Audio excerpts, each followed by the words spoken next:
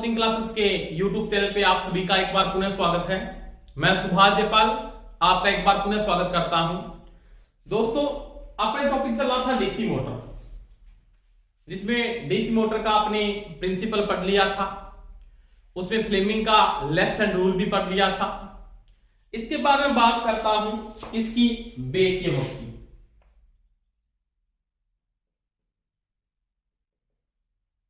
क्या पढ़ेंगे? Bake EMF. इसको शॉर्टकट में किससे लिखा जाता है? ईबी से लिखा जाता है। ईबी का मतलब होता है बेक ईएमएफ। क्या बोलते हैं? Bake EMF. इसके बेसिक यही नाम है। आप इसको बेक ईएमएफ कह सकते हो, इसको पल्स ईएमएफ कहा जाता है, काउंटर ईएमएफ भी कहते हैं, विरोधी ईएमएफ भी कहते हैं। समझ में आ गई मेरी बात? और क्या कहते हैं इसको? बेक ईएमएफ कहते हैं। एक ही बात है, बेक ईएमएफ। इसका वैसे मैंने प्रिंसिपल करवाया था। ये किसका नियम है? ये लेंज का नियम है।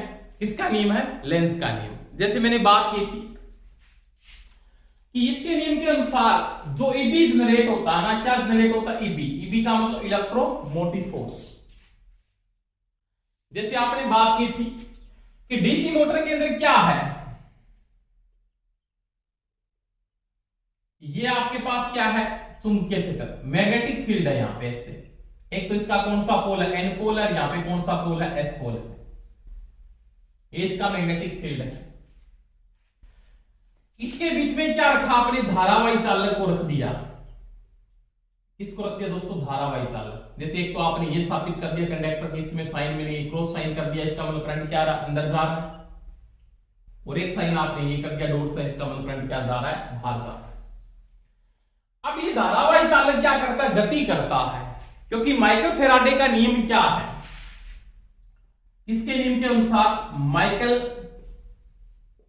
फैराडे का नियम आपने दोस्तों पढ़ा है, प्रिंसिपल ऑफ माइकल फैराडे। इसके अनुसार क्या बोलता है कि जब ईबी जनरेट होता है, ईबी तभी जनरेट होगा, ये ईबी तभी जनरेट होगा जब क्या होगा? जनरेट को मैं क्या लिख सकता हूं? ईजी। जनरेटर में क्या लिखा मैंने? ईजी। ईजी का मतलब generate voltage, generate electromotive force. और यहां पे इसको क्या बोलेंगे? Back EMF. तो वहां पे क्या था कि चालक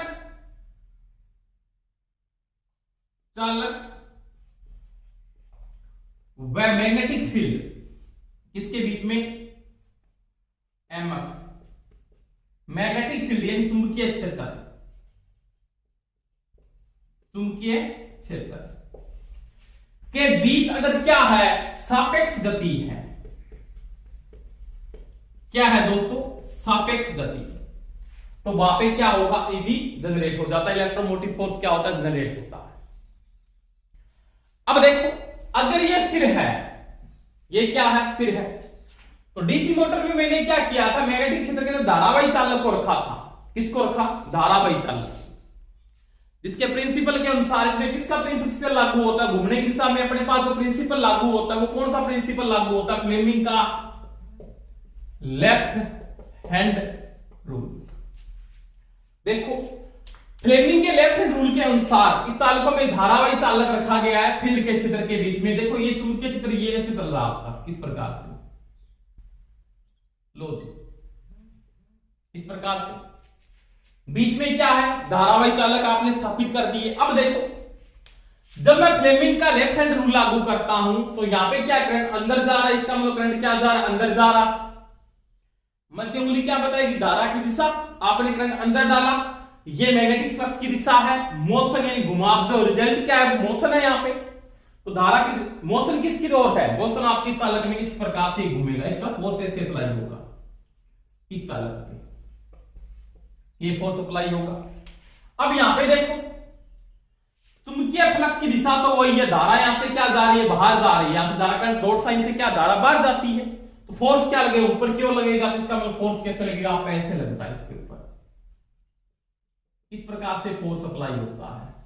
तो इसकी डायरेक्शन ऑफ रोटेशन क्या होगी? ये होगी DOR, डायरेक्शन ऑफ रोटेशन। ये DRO है।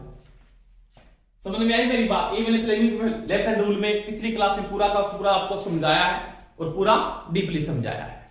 अब देखो, जब मैं चालक को घुमाता हूं इसके अंदर, क्योंकि आपको पता है कि जैसे फ्लेमिंग का नियम लागू तो ये चालक क्या करेगा, रोटेशन करेगा, रोटेट करेगा।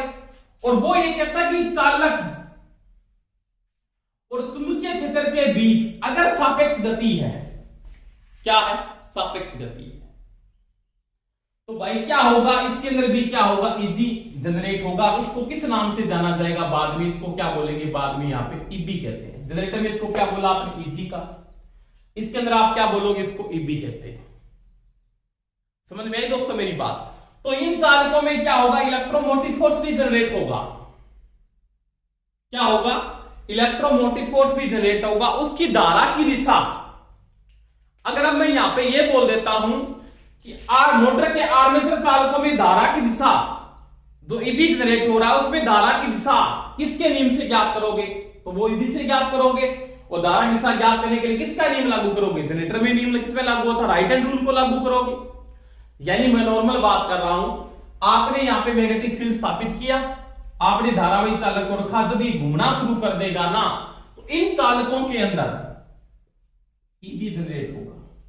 क्या होगा, ईजी। उसको मोटर में किस नाम से जाना जाता है, ईबी। ईबी का मतलब उसको क्या बोलते हैं, वहां पे बेक एमएफ कहते हैं। अब इस बेक एमएफ में जो धारा की दिशा है ना, वो किसके नियम से ज्ञात करोगे, तो वो करोगे फ्लेमिंग के राइट हैंड रूल से। ये चीज का ध्यान रख लेना दोस्तों,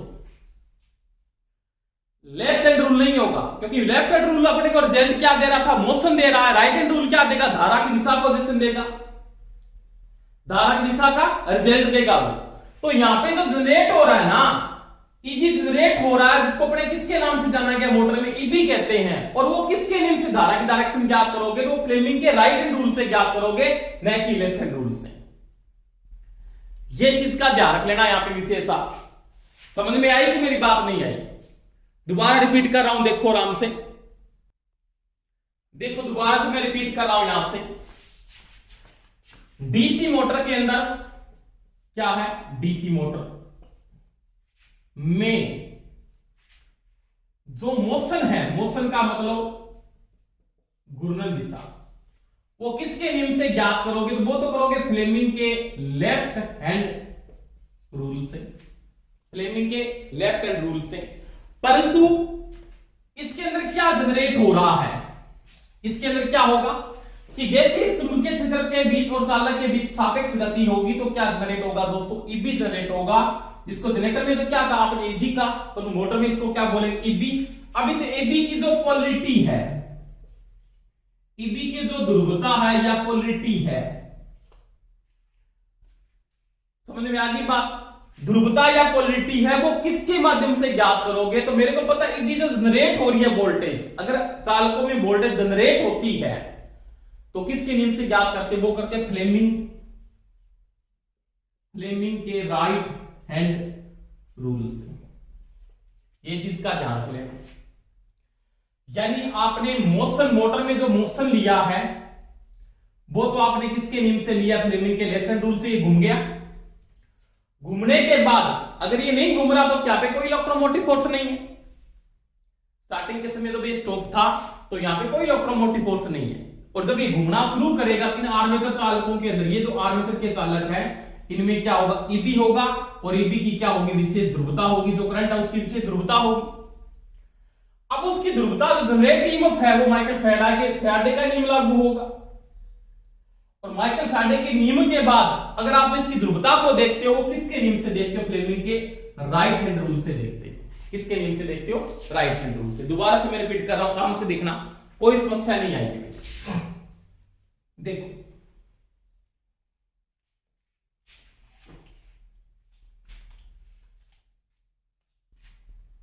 ये मेरे पास क्या है,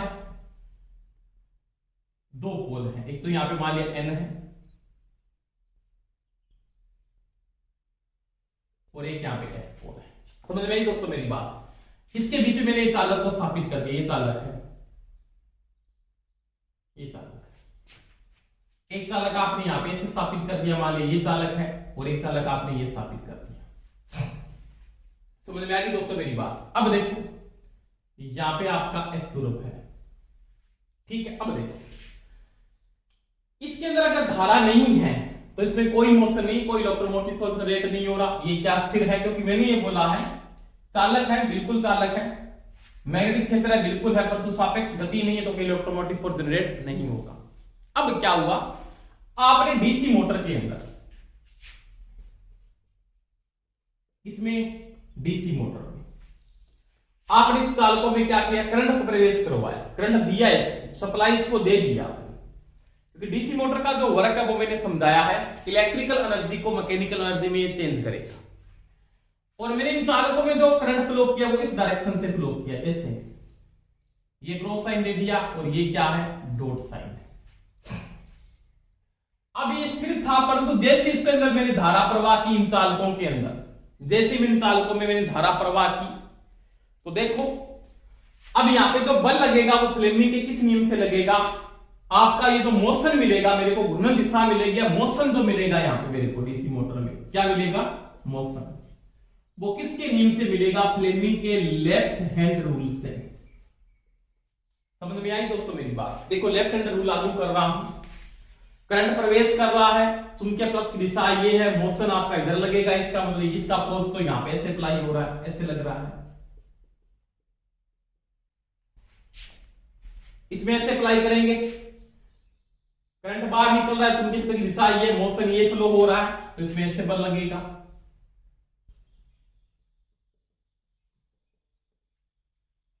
तो डायरेक्शन ऑफ रोटेशन क्या होगी, डायरेक्शन ऑफ रोटेशन आपकी फिर ये होगी DOR, डायरेक्शन ऑफ रोटेशन। अब ये इसमें क्या, मोटर आपकी घूमना शुरू कर देती है, मोटर आपकी घूमना शुरू कर देती है। जब आपकी मोटर घूमना शुरू कर देती है तो उसके चालकों में क्या होता है, ईबी जनरेट हो जाता है, इन्हीं चालकों में भी जनरेट होता है, उसको मैंने ये अलग से बना लिया, मान लिया ऐसे, इन्हीं चालक, यही चालक है, मैंने कल्पना के तौर पे चालक ये बनाया। इन चालकों में धारा की दिशा अब क्या हो, अब इनमें जो ईबी जनरेट हो रहा है ना, इन चालकों में जो ईबी जनरेट हो रहा है उसकी पोलरिटी, ईबी की ध्रुवता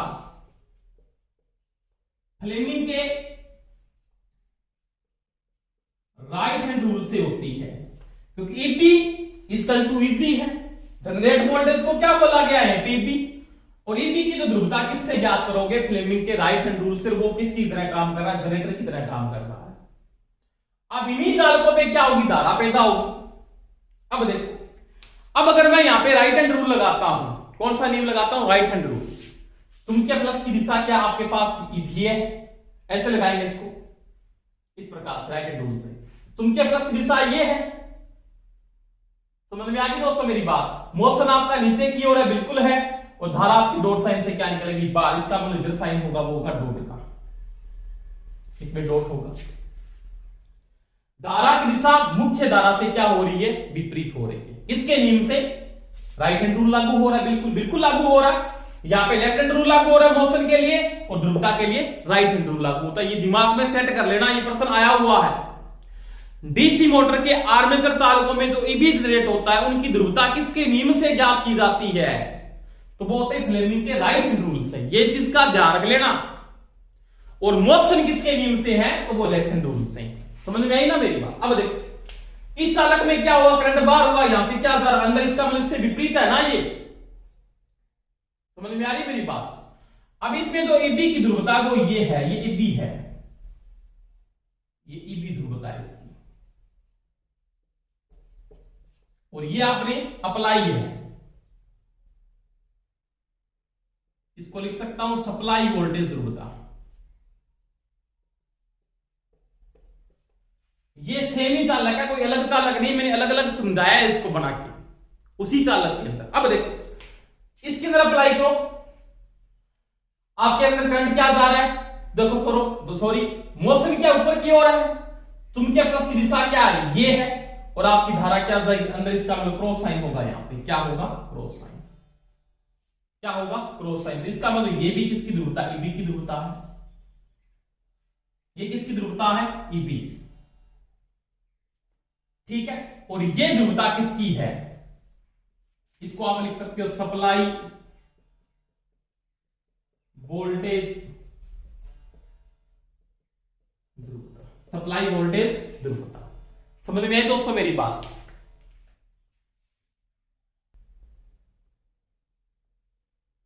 देखो दोस्तों, यहां पे ध्यान रखना, डीसी मोटर में जो ईबी की तो ध्रुवता है वो राइट हैंड रूल से ज्ञात करेंगे और मोशन मैंने बता दिया लेफ्ट हैंड रूल से। समझ में आई दोस्तों मेरी बात? अब देखो, इन चालकों में दो धारा की दिशा है। क्या है? दो धारा की दिशा। इसका मतलब जो रिजल्टेड ईबी है ना, रिजल्टेड जो वोल्टेज है वो क्या होगी, दोनों में धारा की दिशा अलग अलग है। यानी मैं अगर बात करूं, अगर आपके अंदर क्या है, बीएल की ध्रुवता ये है, बीएल ध्रुवता, तो ईबी की ध्रुवता उसके क्या है, विपरीत है। ईबी की ध्रुवता उसके क्या है, विपरीत है। समझ में आ गई दोस्तों मेरी बात? देखो यहां पे अलग अलग ध्रुवता के साथ बता रहा है। ये ईबी की ध्रुवता है तो ये क्या है, सप्लाई वोल्टेज यानी बीएल की ध्रुवता है। वही बात यहां पे है, ये देखो ईबी की ध्रुवता है तो ये यहां पे क्या है, सप्लाई वोल्टेज की ध्रुवता है। समझ में आ गई होगी मेरी बात? तो ये मैंने पूरा डीपली यहां पे खोल के बता दे कि ये कंडीशन होगी। अब देखो कि रिजल्टेड ईएमएफ होगा ना, इसमें क्या होगा, जो रिजल्टेड ईएमएफ है आपका, क्या है आपका जो रिजल्टेड ईएमएफ है, इसको मैं बीआर लिख सकता हूं, यानी रिजल्टेड ईएमएफ इसके बराबर क्या हो जाएगा, तो वो हो जाएगा बीएल माइनस क्या होगा, ईबी। बीएल माइनस में क्या होगा, ईबी। ये आपका रिजल्टेड ईएमएफ है, ये परसेंट आया भी है, ये आपका क्या है, रिजल्टेड ईएमएफ है। समझ में आई दोस्तों मेरी बात? यानी जो रिजल्टेड ईएमएफ है वो किसकी डिफरेंस है, बीएल माइनस में क्या लिख सकते हो, इसको ईबी, यानी बीएल माइनस में क्या है, ये ईबी है। बीएल माइनस में क्या है दोस्तों, ईबी। तो वही बात है यहां पे, बीएल माइनस में क्या है, ईबी, और बीएल क्या है यहां पे, सप्लाई वोल्टेज। इसको मैं ऐसे भी लिख सकता हूं, सप्लाई वोल्टेज, क्या लिख सकता हूं, सप्लाई वोल्टेज। परंतु ध्यान रख लेना, बीआर बराबर अगर बीएस है तब हो सकता है जब मोटर आपकी क्या है, स्टॉप है। स्टॉप का मतलब मोटर आपकी रुकी हुई है। यहां पे मोटर किस कंडीशन में है, मोटर यहां पे रनिंग कंडीशन में है, रनिंग कंडीशन। तो यहां पे मोटर रनिंग कंडीशन में, यहां पे मोटर क्या है, स्टॉप है। और मोटर जब स्टॉप होगी तो ईबी का मान क्या होगा, तो होगा 0। क्या होगा, 0। समझ में आई दोस्तों मेरी बात? तो ये है यहां पे रिजल्टेड वोल्टेज। बीएस का मतलब सप्लाई वोल्टेज, ईबी का मतलब डिफरेंस, दोनों की पोलरिटी अलग होने के कारण ये इसकी क्या होगी, रिजल्टेड वोल्टेज होगी। किसकी, आर्मेचर चालकों मोटर के अंदर। तो ये दोस्तों मैंने किसकी बात की, ईबी की बात की। अब देखो ईबी इक्वल टू मैं ये भी लिख सकता हूं यहां पे, क्या, ईबी आपका जो ईबी है, अगर मैं यहां पे ईबी की बात करता हूं तो ईबी क्या होगा, बीएल। बीएल का मतलब सप्लाई वोल्टेज लिख सकते हो, आप बी लिख दो आप, बीएल। अब यहां पे ड्रॉप कौन कर रहा है, तो वो आई ए इंटू क्या होता है, R A, I A into R A, ये बी होता है। E B equal to B minus I A into R ए।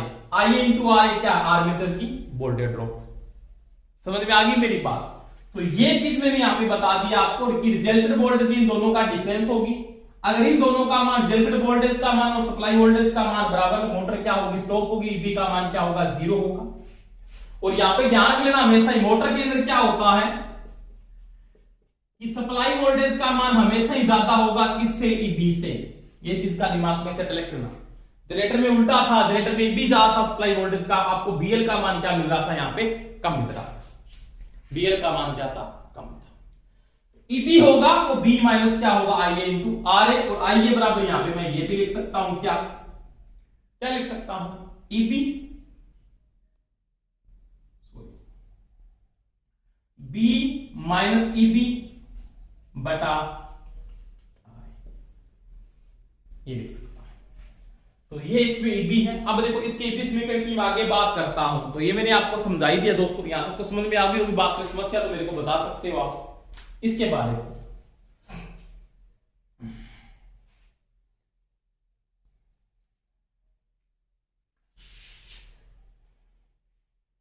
ध्यान से समझना, पूरा खोल रहा हूं डीपली। जनरेटर पढ़ा तो मोटर में कोई समस्या नहीं आएगी, ध्यान में आपने सेट ही कर लेना। अगर आपने जनरेटर पूरा डीपली समझ लिया ना मेरे से, तो मोटर में कोई समस्या नहीं आने वाली आप। अब देखो आराम से, आपने पढ़ा है Eb बराबर, आपने पढ़ा फाई ZNP बटा में 60। इन दोनों में कोई डिफरेंस है, चाहे मोटर में अप्लाई करो चाहे जनरेटर में। ये मैंने पूरा समझाया कैसे बनाओ, पूरा डिटेल से मैंने जनरेटर में आपको समझा दिया है। जिन बच्चों ने जनरेटर की क्लास अटेंड नहीं की है, तो मोटर करने से पहले जनरेटर की क्लास आप अटेंड कर लें। समझ में आई दोस्तों मेरी बात? अब देखो Eb बराबर आपने यहां पे क्या पढ़ा, क्या पढ़ा, V minus Ia into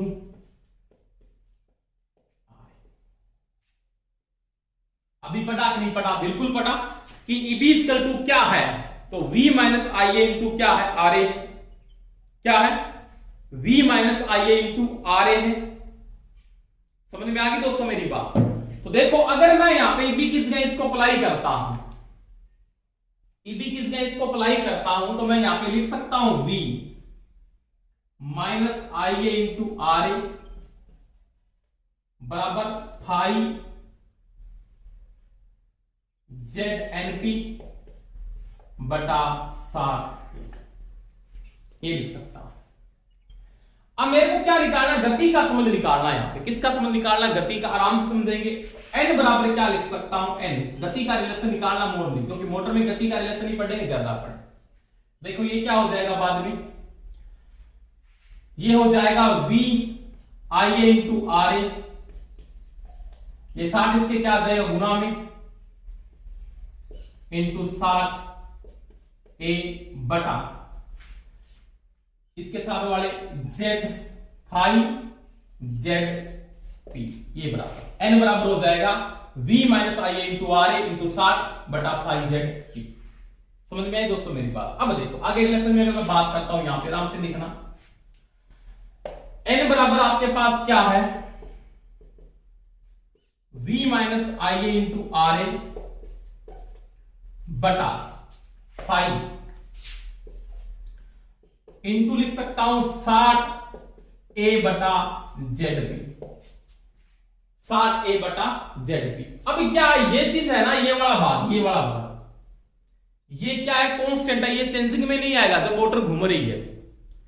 running condition में चालकों की संख्या Z चालकों की संख्या, A समांतर पथों की संख्या, P पोल आपके चेंज नहीं होंगे।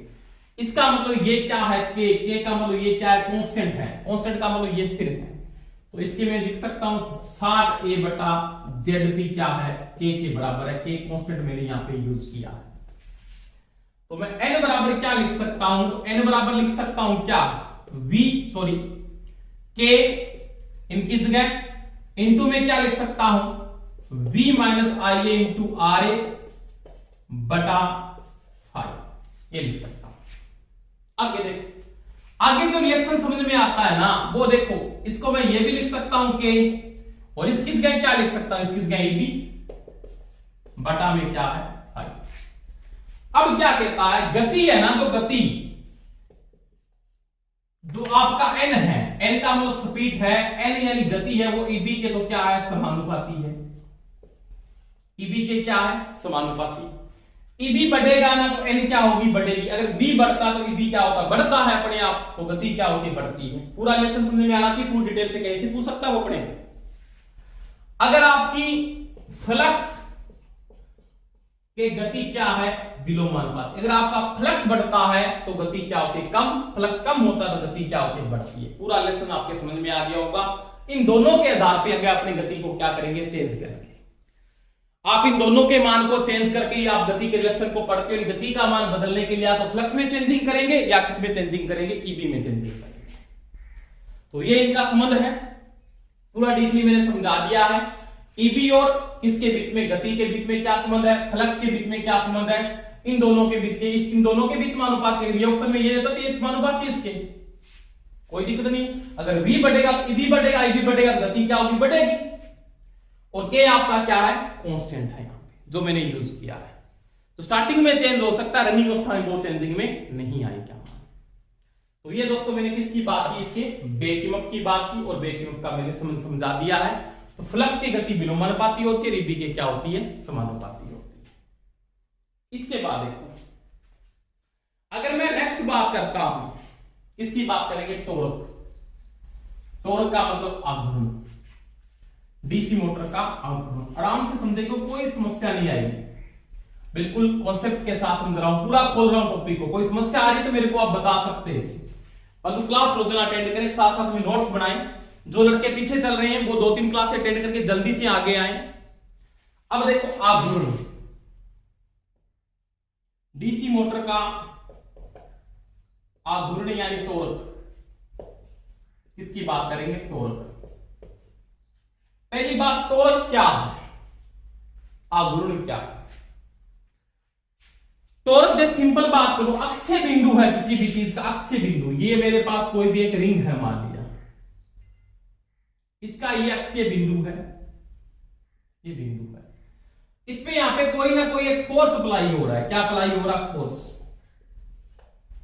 जिसके कारण ये चारों ओर क्या करता, घूमता। अपने बिंदु, अक्षय बिंदु, अक्षय बिंदु होना चाहिए। ऐसे नहीं हो कि आपने ये बना लिया और बिंदु आपने अक्षय बिंदु नहीं। अक्षय बिंदु का मतलब जिसकी दूरी परिधि से क्या पड़े, समान पड़े, सेंटर बिंदु है इसका मान लिया। यानी मैं इसको ये लिख सकता हूं, अक्षीय बिंदु पर लगने वाला बल, लगने वाला बल आघूर्ण कहलाता है, आघूर्ण कहलाता है, या इसको क्या बोलते हो, टॉर्क कहते हैं। समझ में आई दोस्तों मेरी बात। तो ये अक्षीय बिंदु, इसके ऊपर आपने फोर्स अप्लाई किया, ये इसकी त्रिज्या है। तो T इक्वल टू क्या होता है, तो T इक्वल टू दोस्तों होता है F इंटू R। F क्या है, फोर्स, किसमें आएगा, न्यूटन में, त्रिज्या किसमें आएगी, मीटर में। तो टॉर्क किसमें आता है, तो टॉर्क आता है दोस्तों न्यूटन मीटर में। किसमें आता है, न्यूटन मीटर। ये चीज का ध्यान रखना। कई बार फोर्स किलो में दिया होता है, तो ये चीज को भी ध्यान रखना। 1 किलो के अंदर 9.81 न्यूटन होते हैं। ये चीज दिमाग में सेट कर लेना। समझ में आ रही दोस्तों मेरी बात। अक्षीय बिंदु पे लगने वाला बल क्या कहलाता है, टॉर्क कहलाता है। अब देखो, T equal to F into क्या है, R है, क्या है, R। अगर मैं यहां पे 1 सेकंड का कार्य की बात करूं कि 1 सेकंड में कितना कार्य हो रहा है, यानी कार्य कितना हो रहा है, कार्य आपने पढ़ा है, कार्य का इक्वल टू होता है वर्क, W से लिखा जाता है। किससे लिखते हैं, W से। वर्क की बात करें तो कार्य इक्वल टू आप पढ़े हो F इंटू क्या होता है, S विस्थापित दूरी। क्या होती है, विस्थापित दूरी होती है, नहीं होती, होती बिल्कुल। W equal to F into S कार्य। इसका मतलब कार्य क्या है, फोर्स क्या आपके पास F ही है, इसकी विस्थापित दूरी। यानी मैं यहां पे लिख सकता हूं एक चक्कर का कार्य, एक चक्कर का कार्य F इंटू एस लिखा मैंने। इसकी ये दूरी क्या है, ये परिधि क्या होती है, परिधि होती है 2 पाई r। ये दूरी है ना, इसकी दूरी क्या है, इसका डिस्टेंस क्या है, या विस्थापन दूरी क्या है, 2 पाई r है। तो क्या लिखूंगा, 2 पाई r। एस की जगह विस्थापन दूरी 2 पाई r। तो W इक्वल टू मैं लिख सकता हूं 2 पाई f r। ये इसका एक चक्कर का कार्य है। समझ में आ गई मेरी बात। अब देखो, कार्य करने की दर क्या है, शक्ति है, कार्य करने की दर, यानी 1 सेकंड का कार्य पावर है, कार्य करने की दर। P इक्वल टू W बटा T होता है, यानी पावर इक्वल टू क्या लिख सकता हूं, क्या लिख सकता हूं, 1 सेकंड का जो कार्य है वो आपके पास क्या है, तो आप क्या लिखोगे, 1 सेकंड का कार्य, यानी आपके पास एक चक्कर ये है, आपके पास एक चक्कर ये है ना, चक्रों की संख्या बढ़ेगी। अगर मैं यहां पे क्या कहता हूं, चक्रों की संख्या बढ़ती है, आर्मेचर में चक्रों की संख्या बढ़ेगी, तो एक चक्कर का कार्य ये, n चक्रों का कार्य क्या होगा। अगर मैं यहां पे लिख देता हूं, एक लाइन और लिख देता हूं, n चक्रों का कार्य, n चक्कर का कार्य, तो मैं क्या लिखूंगा रोलिंग विद लाइन में 2 पाई एफ आर इंटू में एन। ठीक है, अब देखो कार्य करने की दर क्या है, शक्ति है। क्या है दोस्तों, कार्य करने की दर शक्ति है। P इक्वल टू W बटा में T टाइम। तो वर्क क्या है आपके पास, वर्क क्या है देखो आराम से, तो वर्क आपके पास है 2 पाई एफ आर इंटू में एन बटा में समय क्या है, आरपीएम राउंड पर मिनट है, सेकंड में चेंज करोगे तो बटा में क्या लगेगा शक्ति 60। 1 मिनट में कितने सेकंड होते हैं, 60 सेकंड होते हैं। तो कार्य करने की दर क्या कहलाएगी, शक्ति कहलाएगी। तो ये किस में आएगा, जूल प्रति सेकंड। कार्य किस में आ रहा है, जूल में। कार्य किस में है, जूल में। समय किस में, सेकंड में। तो जूल प्रति सेकंड क्या होता है, वाट होता है। अब देखो P इक्वल टू, मैं इसको ये भी लिख सकता हूं क्या, एफ आर किसके बराबर है, एफ आर किसके बराबर T, तो यहां पे लिख सकता हूं 2 पाई एन, एफ किसका क्या लिखता हूं T, 2 पाई एन टी बटा में 7। तो ये इसकी क्या होगी, पावर। यानी आर्मेचर के अंदर जो विकसित शक्ति है वो किसके बराबर है, वो 2 पाई एन टी। यानी मोटर के आर्मेचर में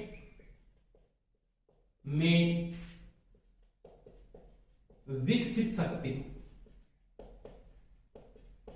क्या है, T equal to 2 pi N T बटा में 7। दोबारा रिपीट कर रहा हूं, देखना आराम से। T equal to F into R होता है, अक्षीय बिंदु पे लगने वाला बल टॉर्क कहलाता है। वर्क इक्वल टू क्या होता है, एफ इंटू एस होता है। फोर्स आपने अप्लाई किया, विस्थापित दूरी एक चक्र की क्या 2 पाई आर है। आपका एक चक्र का वर्क क्या हुआ, एक चक्र का कार्य क्या 2 पाई एफ आर। एन चक्रों का कार्य क्या हुआ 2 पाई एफ आर इंटू में क्या हुआ एन हुआ। शक्ति कार्य करने की दर का मतलब समय से भाग दे दो, एन बटा 60 यानी टाइम आपने सेकंड में इमेज का, जूल प्रति सेकंड यानी वाट। तो ये कार्य था, इसका समय से भाग दे दिया, P equal to 2 pi N T बटा में 60, क्योंकि आपने एफ आर को हटा के क्या लिख दिया यहाँ पे टी लिख दिया। तो मोटर में जो विकसित शक्ति है वो किसके बराबर है, यानी आर्मेचर की जो मोटर में विकसित शक्ति है वो किसके बराबर है, वो P equal to 2 pi N T के बराबर है। आगे देखो आराम से, कोई समस्या नहीं आएगी। यहां तक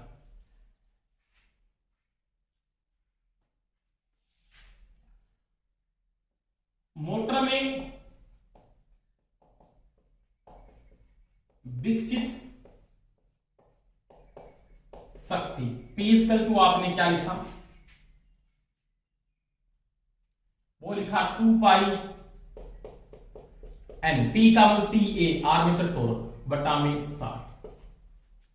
अब आर्मेचर की शक्ति क्या पैदा होती है, आर्मेचर की शक्ति क्या पैदा होती है, जो आर्मेचर है ना, ये जो आर्मेचर आप यूज कर रहे हो, इस आर्मेचर में जो विकसित शक्ति है वो क्या है, तो वो है एबी इंटू क्या होता है आईए होता है, जो जनरेटर में भी पढ़ा आपने। आर्मेचर की शक्ति क्या है, एबी इंटू आईए। तो यहां पे क्या लिख सकता हूं, एबी इंटू आईए बराबर 2 पाई एन टी ए बटा में क्या लिख सकता हूं 60। यानी आर्मेचर की विकसित शक्ति क्या है, एबी इंटू आईए बराबर 2 पाई एन टी बटा में क्या लिख सकता हूं 60 लिख सकता हूं, बटा में क्या लिख सकता हूं 60। यानी अगर एबी इंटू आईए बराबर 2 पाई एन टी बटा में क्या है 60 है। अब देखो अगर मैं यहां पे आर्मेचर टॉर्क की बात करता हूं, किसकी बात करता हूं, आर्मेचर टॉर्क की, तो टीए बार निकाल लो यहां से, टीए इसका टू क्या हो जाएगा, इसको इसके साथ गुना करेंगे, एबी इंटू आईए इंटू में 60 इंटू में 60 बटा में क्या लगा दोगे 2 पाई एन। यानी क्या आ जाएगा ये ईबी इंटू आईए इंटू 60 बटा में 2 पाई एन, बटा में क्या आ जाएगा 2 पाई एन। समझ में आ गई दोस्तों मेरी बात। यानी ईबी इक्वल टू क्या है, तो ईबी इंटू आईए बराबर क्या लिखा आपने, देखो टी इक्वल टू बराबर क्या ईबी इंटू आईए बटा 60 बटा 2 पाई एन। अब देखो ईबी बराबर क्या होता आपने पढ़ा है 5 जेड एन पी बटा में 60 के।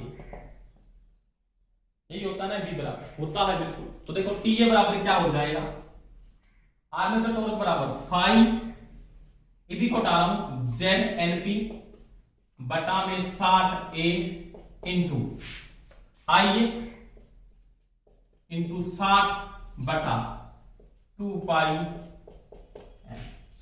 तो ये 60 से 60 कट जाएगा, कट जाएगा नहीं कट जाएगा, 60 से 60 आपका क्या होगा, कट जाएगा। तो आपके पास जो वैल्यू बचेगी वो क्या वैल्यू आएगी, तो आपके पास TA बराबर हो जाएगा यहां पे अब क्या, फाई ZNP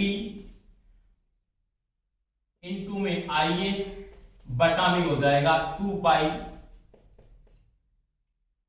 N इंटू में A। ये कंडीशन आ जाए। आगे देखो आराम से, समझ में आ गई आपको बात, आगे देखना। इसके बाद TA बराबर मैं क्या लिख सकता हूं, वो देखो TA बराबर टॉर्क बराबर आर्मेचर टॉर्क बराबर फाई इंटू में क्या है I, इंटू में क्या है I, यानी फाई इंटू क्या है I। इसके बाद वैल्यू क्या बची आपके पास, N से N क्रॉस हो जाएगा, यहां पे बचा क्या आपके पास ZP, क्या बचा ZP इंटू में क्या ऊपर ZP बटे 2 पाई इंटू में क्या है A, इंटू में क्या है A। अब इस क्वेश्चन को अगर आप हल करते हैं 2 पाई, यानी 1/2 पाई का जो मान होता है ना वो कितना होता है, वो होता है 0.159, 0.159।